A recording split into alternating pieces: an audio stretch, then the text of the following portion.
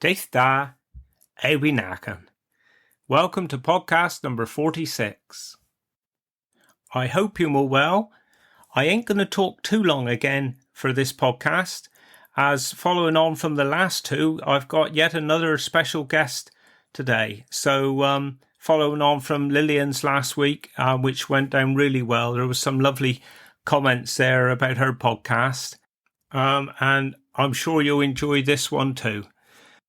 I have got a few things I can talk about, but what I'm thinking of doing, I'm thinking I'll put they together perhaps in an episode like some of the older ones. I'll do a bits and pieces thing or something, perhaps one week when I interviewing somebody. But I've already got 2 interviews lined up for next week, so 'tis snowballing a bit really, which is absolutely brilliant.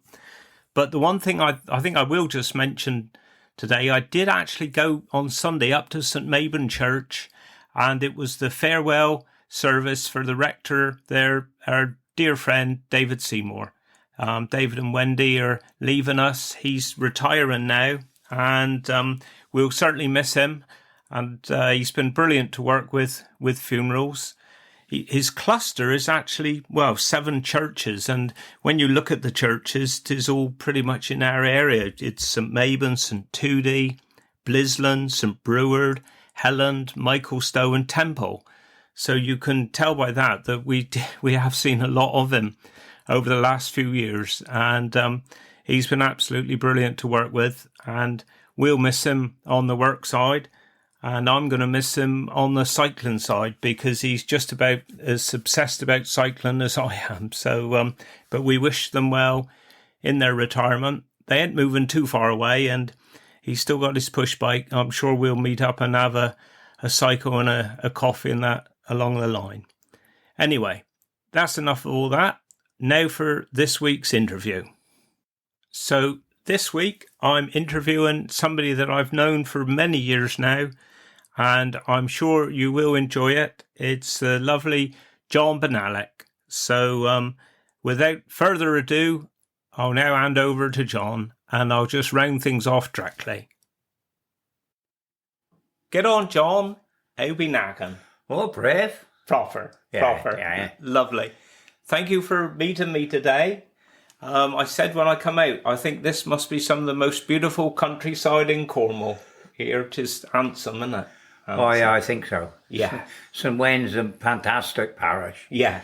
A lot of people perhaps have heard of it or never heard of it, and then they say, well, where's that? Right. Is it out in the sticks? No, just further out than that. Brilliant. But they all want to come out here now. When we was bumpkins when we went to school when we was young. Yeah. We was country bumpkins. Yeah. But they all want to come out here now. That's right. God. So where was you born to? Well, I was born in Panattilly, which is going through Tulskiddy. Yes. Yeah. There's a Tulskiddy Harbour. You've heard of the harbour there, well, which really is a duck pond, but yeah. And my grandpa used to farm there. Right. And I was born there. My father used to work with his father at Retallick, where the big project is now. That's right, kind of holiday complex or something, isn't it? Yeah. But then it was just a plain Retallick farm. Ah, right. Just a farmhouse. Yeah. And my grandpa come up from down Trevarion. Oh, yeah. Because he had a little small one down there. Yeah. And then he had 4 boys. Right. They all started working on farms down around Mogan. Yeah. And back in the 20s, when times was very hard, it was difficult to let farms. Yeah. And Grandpa had these 4 boys, and he thought, well, yeah, he could. Yeah. And they only, when they was boys, they started off, just a bit of pocket money. Yeah, I get it. Yeah. So that's how we was Retallick, and we was there till 1945. Right. And then we come up here. Yeah. Yeah. Oh. So what was mother and father called then? Well, my mother was called Lucy Virco. Yes. And Grandpa Virgo, he lived at a farm at Panattilly. Yeah. He did move about a bit. Yeah. He went to Ennisworthy after that, but then he was one of these that liked to be ripping in ground, and although he didn't get the benefit of it, he would go on and find somewhere else where he could rip in some downs or I get something. it. Yeah. That was Gramper. Yeah. And And father's Christian name?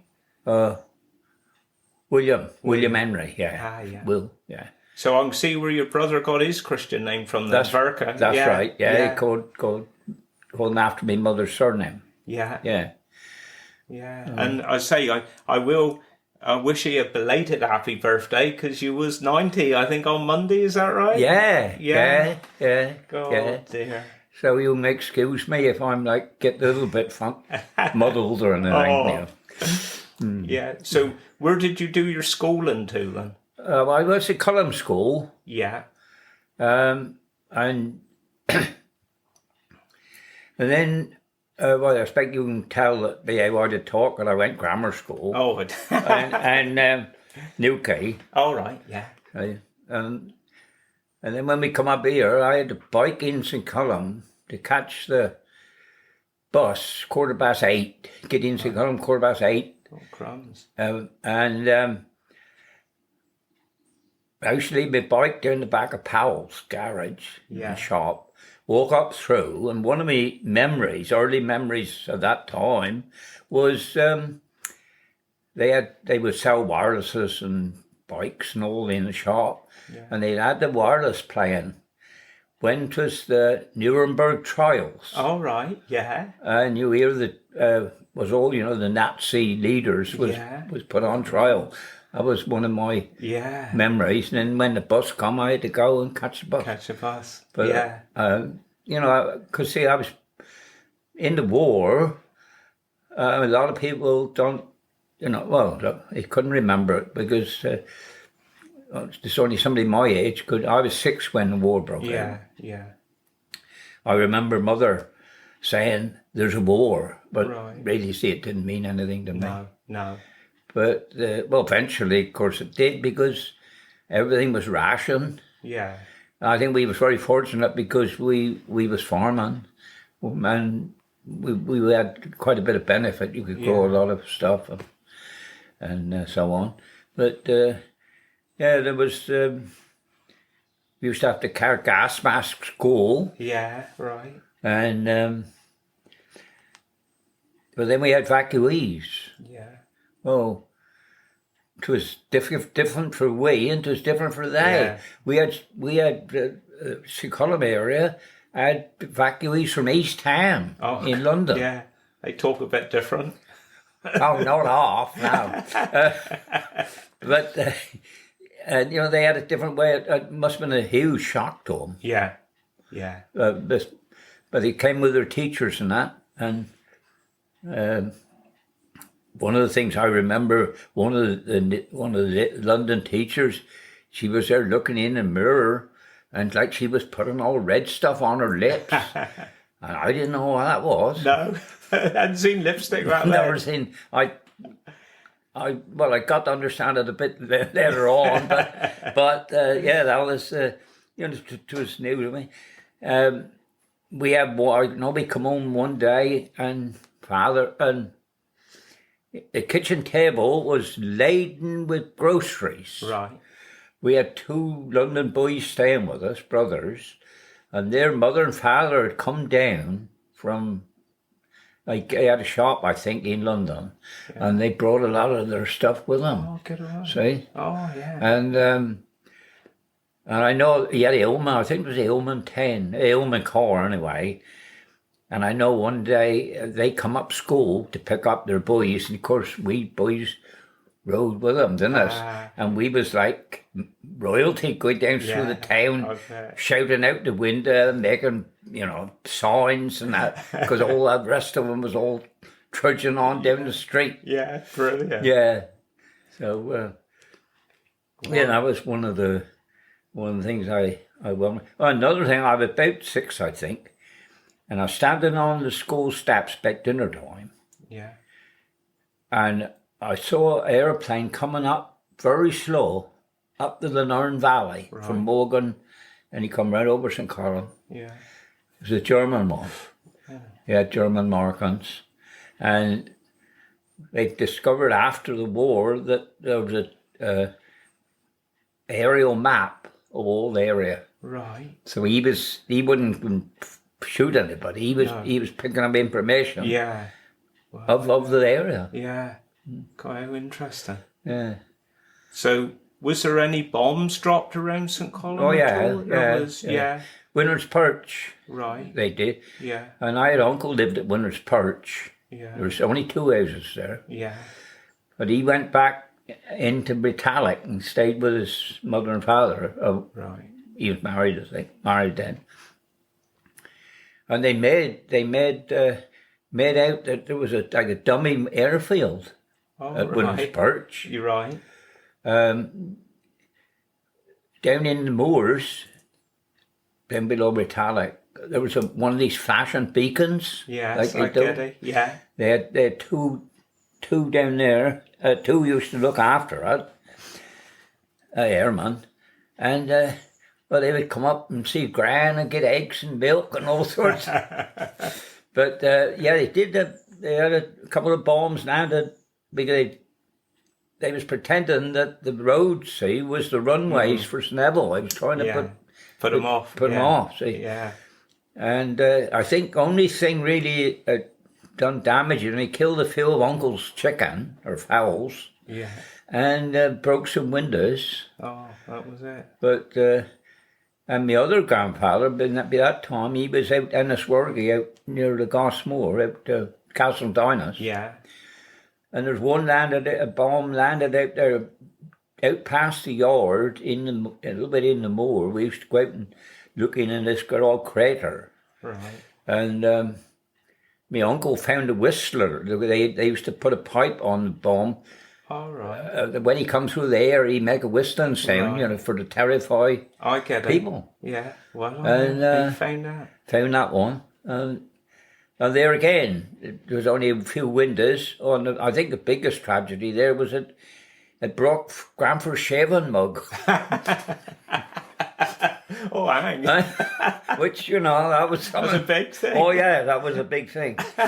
So, yeah, so... Brilliant. So how did he fare at school then? Any good or no? Well, in Column, I think I must have done very well. I passed me 11 plus. There's only 2 in the school, me and another girl. Right. I enjoyed school, but I don't think I took it too seriously, really. No. But I always thought, since I can't see how algebra and logarithms and Latin and all that have been really any help to me at all. No, exactly. Yeah. But people say, "Oh, no, well, you do make a difference." Well, then Mother was ill for a long while. Well, she died when I was 19. Right. And Father had quite a struggle, really. Yeah. And I left without taking any exams. I didn't pass any exams in school, which I should have done. Yeah. But then I'm in farming most of life after that. Yeah. Yeah. Yeah. And what was the home farm called then? Tregurtha. Tregurtha. Yeah, that's opposite the Wenn Kemp's houses. Oh yeah. Yeah. And that's called Tregurtha because there was, in 1400 and something, there was a chap called Tregurry. Right. And he became a priest, and he ultimately became Archbishop of Dublin. Get away. And there's a big plaque out there now. There's quite a story about his life. Get away. And he originated from, St. Wenn. Yeah. And it is amazing, this parish, it's only a tiny parish, but the amount of, I'll say famous people or successful people have come from this parish. Yeah. And there is, there's enough there really for another story. Yeah, definitely. That'll be another podcast. Right. Yeah. But, so that's, That's how it was. And my brother, he worked on the farm, Yeah. and he was good. He was a strong man. Right. He was a champion sheaf pitcher. All right. Oh yeah, Get away. yeah. He would take some beating sheaf pitcher, Yeah. and he wasn't very big, No. but he was strong. Strong. Yeah. And he was very clever, like welding, repairing, Yeah. building, anything like that. Yeah. He could do that, Yeah. which was a wonderful thing, because whereas I was sort of able to cope with the bookwork and about animals and so on, Yeah. and he well, they used to call me the scatter upper, and he was the fitter upper. Brilliant. Yeah. Oh, I like that. Right? For the team. Yeah. Brilliant. Yeah. Yeah. So Oh. father, he had a hip operation, and he was in a plaster jacket from the ear down for weeks, months. He had it in Tour City operation. Yeah. Then he went out Perranport for convalescence. All right. Yeah. But he was never 100% again. No. He always said that the physiotherapist's art is leg. Right. But of course, nobody would admit that. No. But and he got quite depressed, really, father did. But he always used to like growing tomatoes. Right. Always terrible for tomatoes and stuff.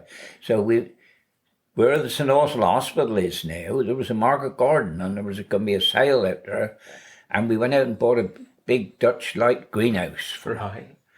And I used to plant the plants, have the strings, tie them up, and he would tend to them. He used to have a pinch out the shoots so that he got and used to have a bamboo stick with a little rabbit's tail on. All right. For the pollinate the flowers. Get it? Yeah. And of course then Mervyn and Glenn, that's my two oldest boys. Yeah. They, I think they kept him going. Yeah. And he kind of bucked up, and well, yeah, he got on pretty good. Yeah. Yeah. Brilliant. But then he didn't live till, well, I forgot, but he was 67, was it? Something like that. But, yeah. But that's, well, see, I must tell you about my wife, because, well, when we always go travel. Yeah. And that, and all me time up in St. Wenn, I was always, my mate was Cyril Brenton. Yeah. Yeah. Or they was called turkey. Turkey, all right. And a lot of people don't know what a turkey is. No. Well, it is a cross between a rooster and a turkey hen. All right. And the eggs will hatch out, and you get bigger birds, but they got the turkey bare neck. Oh, yes, I get it. And they used to, because all the poultry and everything, you would run around the yard, there's nothing was separate. No. So, obviously there was times when you'd end up with turkeys. With a turkey, yeah. And they used to call each turkey Brenton. Yeah, dear. So that was me. So, well, after chapel, see, all the girls, that might have been, 8, 10 of them, I don't know.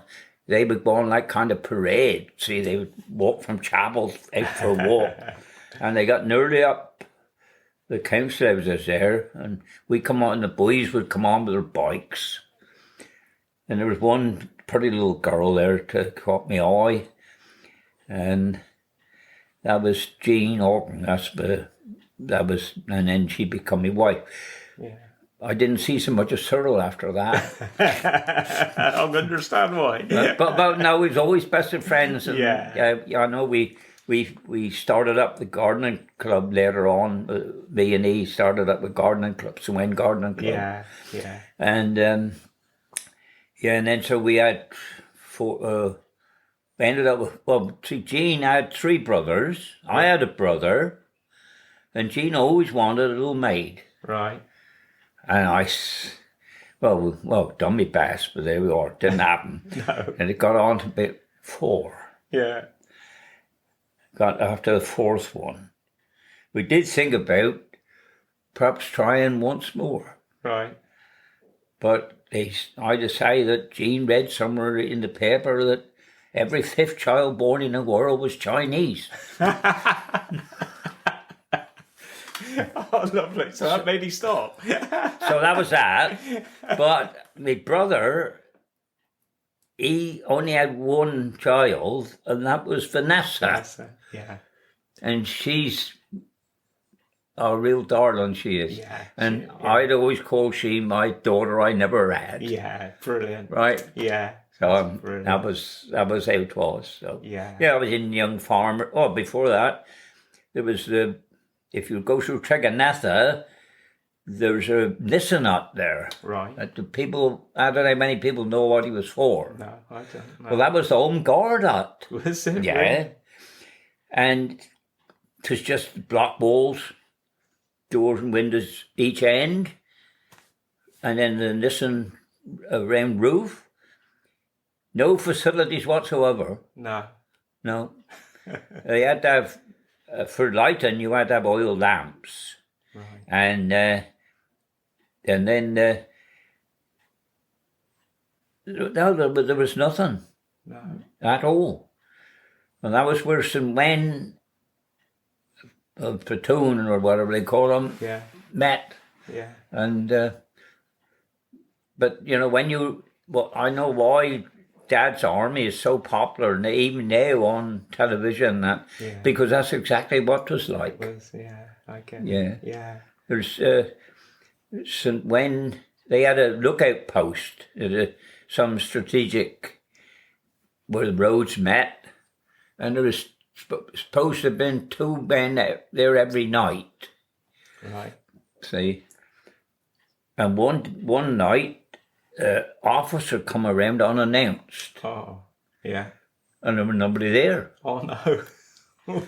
And on the door there was a notice: "Gaunts and Columb for chips." That didn't go down very well, did it? Whether it was in German as well, I don't know for sure. But down Roseannan, they had in a cottage or by the cottage in the cottage garden down there. There was one of these wind up air raid sirens. All right. But how could them know when to use it? There wouldn't even a phone there. No, exactly. See? And there was another one little chap. He was good in home guard. He was good, but he was had short legs that he couldn't keep in time for marching. Oh, right. See? So what they done was, they would say, "Tommy, you better stay behind and guard the ammunition." Oh, I love it. So look, what's different from what you see on television? Yeah, exactly. No different. No. Eh? No. Brilliant. Yeah. Oh, lovely. And I suppose farming changed a lot, machinery-wise. Oh, and yeah. all. Yeah, I mean, it started off with the horses, see? Yeah. And then I used to go down 3 days a week with my grandfather. Then he was farming in Trevithick East then, in near his Columb. Right. And, you just left school, and it was a longish day, really. Yeah. And I remember going up and down the road. I don't know, we was doing something with all the horse, going up and down the roads. And you could see the town clock from there. Right. And I used to think, I believe sometimes he was stopped. Yeah, exactly. Because I had to go up and down. Because couldn't they work till 5 o'clock, see? No. Oh. Then there you are, it was all good. And sheep dipping, we used to go down there, used to dip a sheep down there. Yeah. Always the last Saturday in July. All right. Yeah. And they all had to, you know, and I know what the dip was called. 'Twas Cooper's arsenical dip. It was blinking dipping them in arsenic. Oh, God. Oh. Right? And then they used to have the dogs in that. Oh. Oh. But then the big thing about dipping was as soon as he finished, we would head for Orchard. Right. Because one or two of the earliest apples, Beauty of Bath and whatever, Gladstone, whatever, would be fit to eat. Yeah. So that was always the big thing. Yeah. After dipping. Yeah. Brilliant. Yeah. Brilliant. So, but then see, the tractors started to take over. I remember we were out in the field down Grandpa's farm one day. Well, they had a mow out in the field, and they had the thrashing machine there. See? Right. Yeah.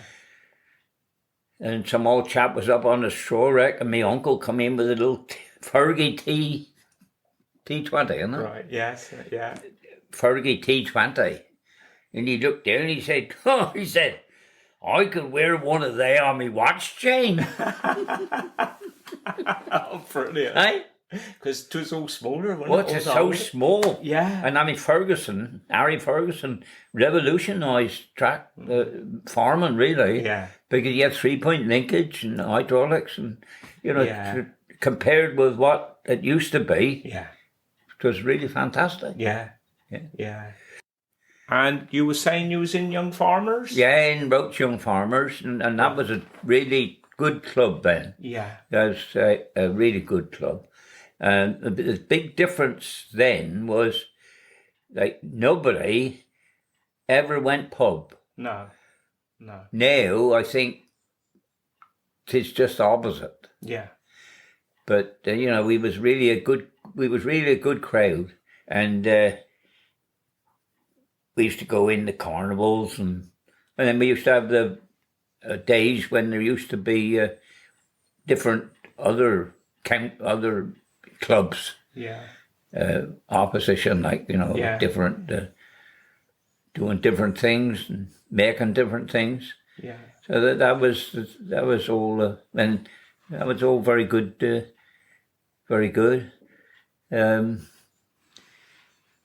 And we had then, later on, me and Cyril Brenton, and we got the gardening club going, and Right. and there was really at that time strong competition. Right. I mean, it wasn't only St. Wenn people, but they've come from all over. Yeah. But one of the judges come one day, and he said, he said, "The stuff I've seen here today is the best I've ever seen since this side of Exeter." Get away. Yeah. Crumbs. So it was really, really keen opposition. Yeah. And competition rather. Yeah. And so. But now, see,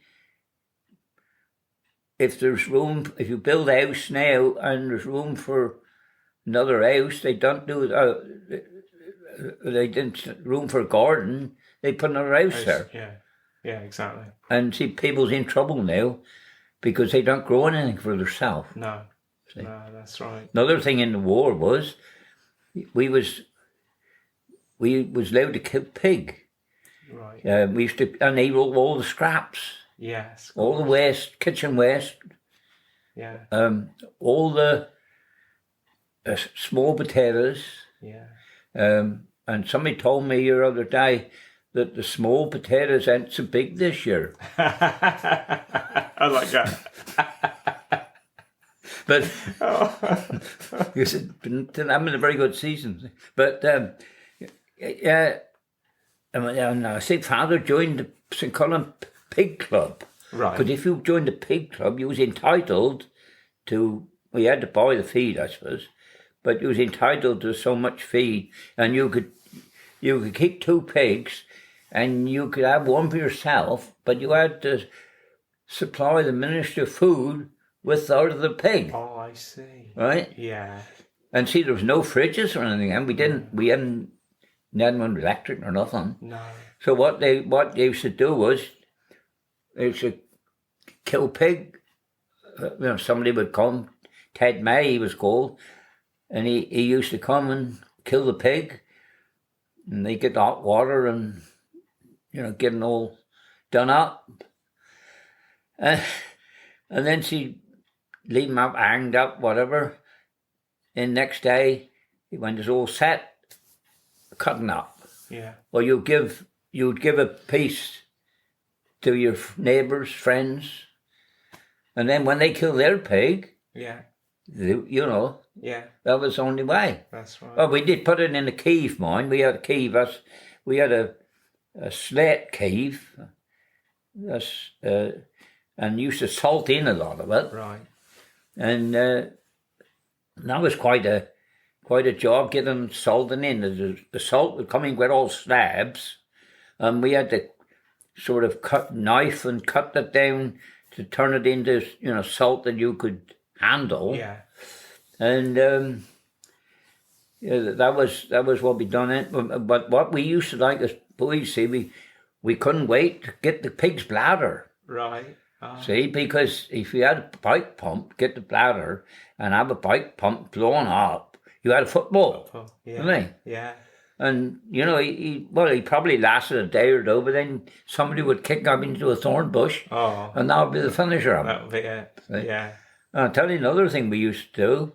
We used to make, because when war was on, you couldn't buy nothing, couldn't get nothing. We used to make our own bowl. You had a bit of like silver paper or something, and then you have the bits of the inner tube of a bike. Right. And put on, around, and build it up until you end up with a reasonable sized bowl. Yeah. The only thing was that he was terribly hard. Right. You wouldn't want to be hit with, really. No. And if you bounce, and he would bounce over the house roof. It was, but that was our, because you couldn't buy nothing. Fireworks wasn't allowed. No. And I know we was living at Trigatillion then. See, father, he still worked at Ritalic, but I think it was one Sunday morning, about 9 o'clock or so, there was a plane went just other side of trees outside of our house, and he crashed in the field over the other side of the valley, right, over Trevolva's farm, right, near Castle Douglas. And there was a Canadian plane, and there was 8. Oh, It was all burnt, all killed. oh dear. And their bodies are up St. Columb Cemetery now. Yeah. Oh dear. Well, there's another thing by that. When we used to go in St. Columb School, we used to, of course, like kids did, you never go the straight way home. You had to go down the back way or somewhere. Yeah. And in the back way, West Street in St. Columb, near the recreation ground, there was, you used to see a hearse coming up. All right. And we always used to think that there's a German, see. Oh. But it wasn't. I mean, really, you realise after it was the poor Irishman that was killed out in Devil and that, see. Yeah. Oh. And I always remember this. I went home and said, "Ma'am, another old German buried day." Oh, did it? Yeah. Yeah. And she said, "Look, you shouldn't say that." No. She said, "That's somebody's little boy." Yeah. Yeah. I never forgot that. No, exactly. Yeah, very true. Yeah. I look back now and I just cannot understand how mother and father brought us up on what, I mean, he only earned the ordinary wage, 30 shilling a week, whatever it was. Yeah. But every chapel, Sunday school, oh yeah, yes, Sunday school, see, you had to have a new suit, didn't they? Oh, right, yeah. And so the one that you had for school, you moved on for the playing when you come home. So that's how. Yeah. But the Sunday suit was Sunday suit. That was only the best. Yeah. Oh, I know. when we come up here first, I was 12 when we come St. Wenn. I always say I was in Columb boy and a St. Wenn man. I get it. Right? Yeah. And I call myself a St. Wenner. Yeah. Oh, brilliant. Yeah. And I know we had to go tricking out of Sunday school. Right. And two old men, dear old men they was. And one would say to the other one was called Vosper and one was called Trethewey. Right. It was only ordinary work on men. Yeah. Mr. Trethewey worked on the roads. Mr. Vosper, he just were fixing up slates on farm roofs and do a bit of building. If anybody wants stuff done, that he wasn't a skilled one, but that was what he'd done. And he would say, Brother Vosper would say, Brother Trethewey, can you pitch the tune? And Brother Trethewey would say, yes, Brother Vosper, I can pitch the tune. And away we would go. There was no instrument or no nothing. organ or nothing. No. Then we had to sort of read from the Bible, see? Right. Two verses each. And I don't expect many people ever remember in the book about Samuel, there was a priest called Eli. Right. And Eli had two sons. Right. And one was called Ophni and the other one was called Phinehas. So this boy was reading about the two sons. And he said, and the sons of Eli were called Ophni and Phinehas. And we just roared about, all we kids roared laughing about it. And poor old Vosper had tears in his eyes. He thought we was laughing at he. Oh no. See? Oh. Yeah, so. Oh, brilliant. Because in that chapel house now? Yeah, it is now. But there is still a cemetery there, see? Yeah. There are not that many cemeteries in Methodist chapels, but there is. No. There's one there at Tringham. I think won't be anybody else put down there. No. But there is a few. So, did you go to the Erlin much in St. Columb then? Oh yeah. When we was always hurling. I mean, even when the war was on, that still carried on. Ah, right. Yeah. And because a lot of the townsmen, were called up for the forces. A lot of the farmers, the country ones, were allowed to stay home because they needed to produce food for the people. Yeah. So there was more country winners in the war. Yeah. Than normal, really. Yeah. See, and and my father, they going back in the 1930s, something like that. He was rather unique because he won the ball, declared the winner in a very unusual way. Right. Anybody can play Ireland, but if you want to be the ultimate winner, you've got to either go to the town goal, which is out on the Newquay Road, or country goal, which is at Triggermere. All right. Or you could take it over the parish boundary. Right. Right. Yeah. And there's a chap that lived at Whitewater, which is just over the parish boundary. He ranks that he won the hurling. Right. But because he was living other side the river, he wasn't eligible. No. Well, there are no rules. With Ireland, there's no rules. No, I see. Yeah. See? And it's just a tradition that they carry on. Yeah. And so they always throw the ball up again and declare the winner at 8 o'clock. Right. In St. Columb. And so they decided that they would throw the ball up again, 8 o'clock, and whoever managed to get him will be declared the winner. So my father, he managed to get him, and now he was declared the winner. God. But my uncles had, uncles say they had ball in their time, Yeah. And there was, there's no, and then we boys and that, or girls too, so we used to have silver cocoa.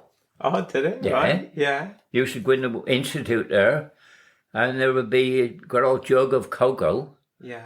But they used to come and dip the ball in the cocoa. Oh, See? right. Washing off, first obviously. Yeah.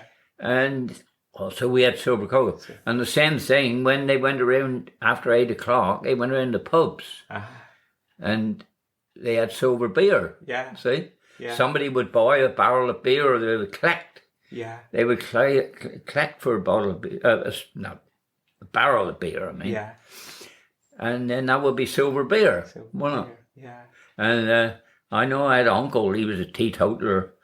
He never ever went in pub or anything, never bought drink at all. No.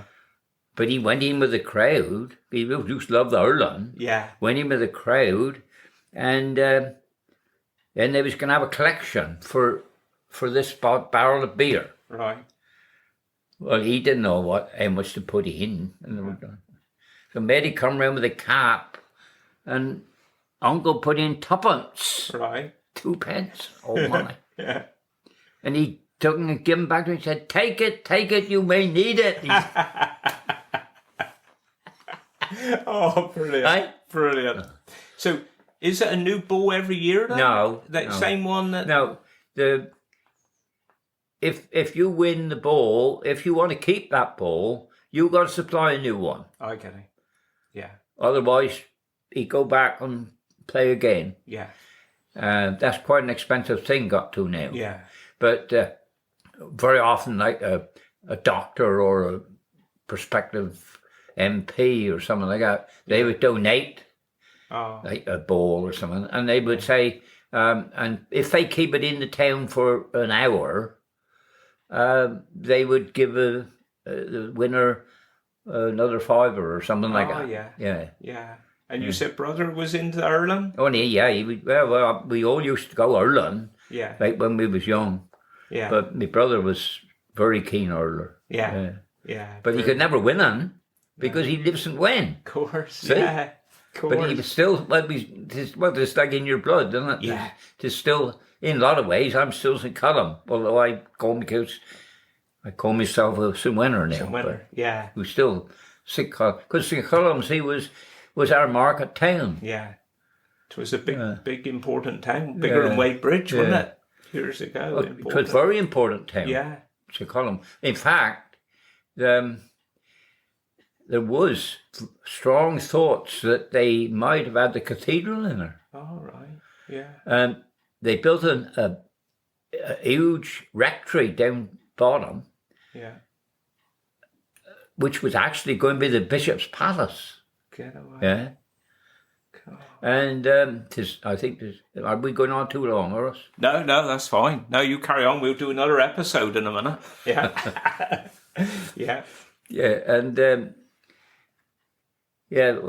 where was I? Bishop's Palace. Yeah, they built that, and there was strong opinion that the cathedral would come to St. Columb. Yeah. But I ain't saying town council, whoever it was that was running the doings of the parish, they wouldn't leave. See, they wouldn't leave the railway. They had a chance to have the railway through St. Columb. Oh, right.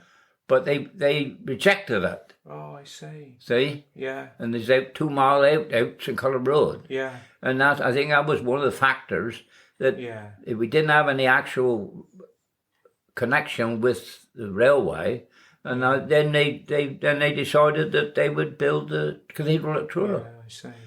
But it was a very, very, it was the second highest living, I think, if you know what I mean, be living with the vicar. Yeah. What the money that went through the vicar in the year in the county. In the county. Very, very important Yeah. time. Yeah. Yeah. So. Yeah. Well, what I think we'll do, we'll stop here now for this episode, and then we'll do another one. All right? So there we go. I hope you're enjoying these episodes as much as I enjoy recording them. I tell you, I love it. Tis brilliant. Absolutely brilliant. I thought for me Cornish word for this week, I ain't going to talk too long now because I don't want to bore you too much, but I thought for me Cornish word this week, seeing John and his brother were farmers, I'd do the Cornish word for farmer, which is tiek. Tiek. And for me Cornish dialect, tin really dialect I'm going to do this week. 'Tis just a different pronunciation of a word, really. And you might have heard a little earlier there, John was talking about the thrashing machine and going thrashing. And I can remember Father talking when he was a small boy. He used to help. He'd go his grandfather's there up top of Trevanion Road. And I think it was Freddie Pierce, I think, was the farmer up round Travern there. I'll ask cousins Peter and Ian. They might know. And Father used to say when he was a young boy, he'd help with the thrashing and thrashing machine. So that's what I'm going for, because really 'tis threshing. 'Tis THRESHING. So 'tis a threshing machine, but it seems like definitely in our part of Cornwall, 'tis always pronounced thrashing. And once you get over the border, even if you go right up north to Somerset, they pronounce it threshing machine. And there's a lovely song, I don't know if you've heard it, 'tis Adge Cutler and the Wurzels, many years ago now. And Adge was singing about when he was courting his young girlfriend Rose, and she was 17. And he thought to impress her, he would show her the works of his thrashing machine. And just to give you an idea of how it goes, I think it's verse 2 said, now Rose said that she was a much-travelled girl, seen faces, been places all over the world. But there was one sight that her eyes had never seen, a vertical piston drive thrashing machine.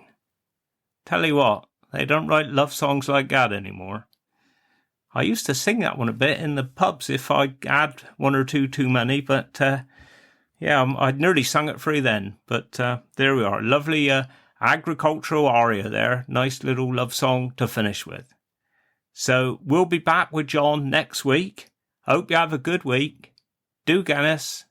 Wish you well. Whoops, I got that the wrong way round then, didn't I? Curnovis Vican.